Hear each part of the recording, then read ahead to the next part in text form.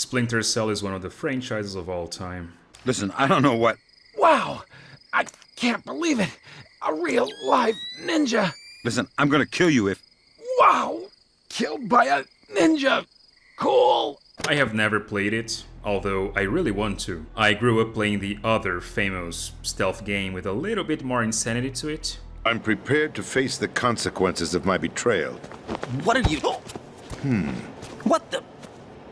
You're a man? So my knowledge of it is kind of low. However, I know when something is good and when it's not. And I'll say it's not as bad as the garbage that is the adaptation of DMC or Nocturne, but damn is it mid. I don't know where they get these writers and animators, but by God, are they barely doing the minimum. All those checklist items I cited on my very first video are here again. The visuals are horrendous with this western anime style that is ugly as hell, the terrible girl bossing agenda, and the waste of legacy characters. I just hope the views are here as well. I genuinely don't understand the usage of this style.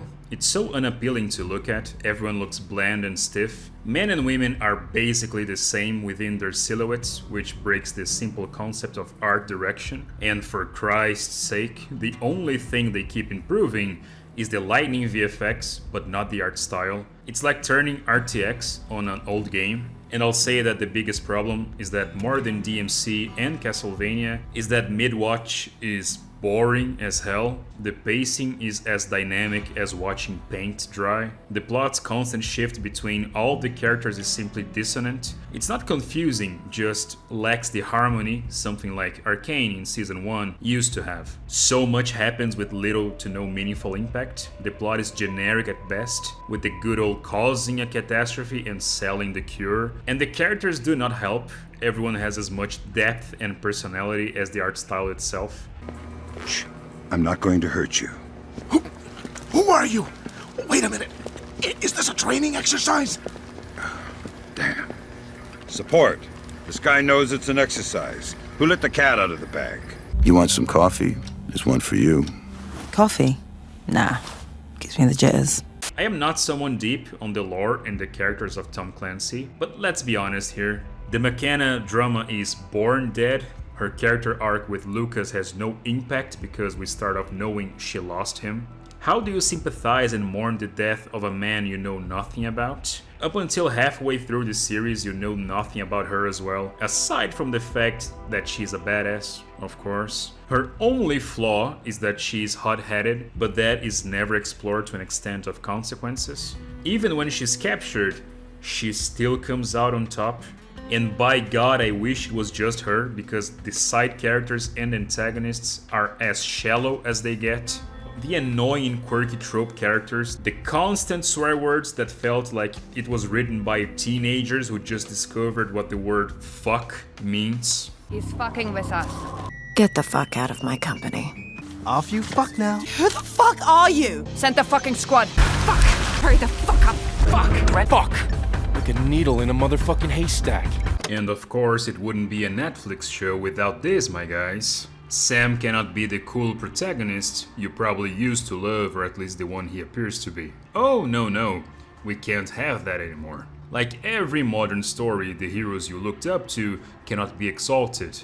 They need to be made fun of. He cannot be heroic and be the guy to save the day. And of course he will have immediate sympathy for the new girl. He's not useless, at least. He can win. Unlike Dante, but they will always be bitter, boring, and always looking down on their past.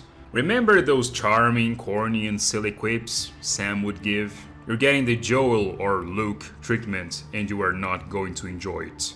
The modern fetish of taking old characters that people love and deconstruct them is so overdone. Why didn't they give him his old tech as advertised? He uses it only in the last episode, and it's like for nothing. Why the plot isn't tied with something about Sam from the very start? Why is Sam not the protagonist if the goddamn name of the series is directly tied to him? The climax battle isn't his. He fails miserably and gets a half-chub send-off as well. What's the point of it? And by God, it's so tiresome. The boss of the company, the modern agent, and Grimm, guess what they all have in common?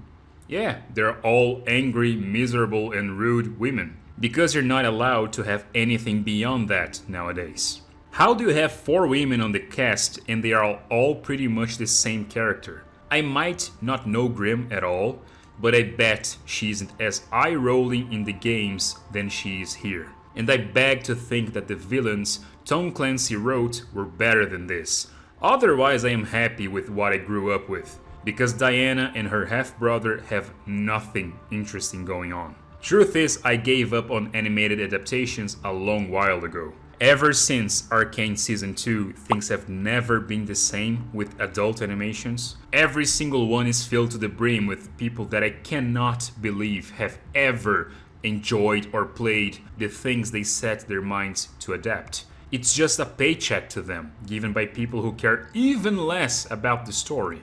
It's the classic case of taking a famous IP and do whatever I want with it. Because I know my story would get no one hooked without a strong name that people love and are attached to.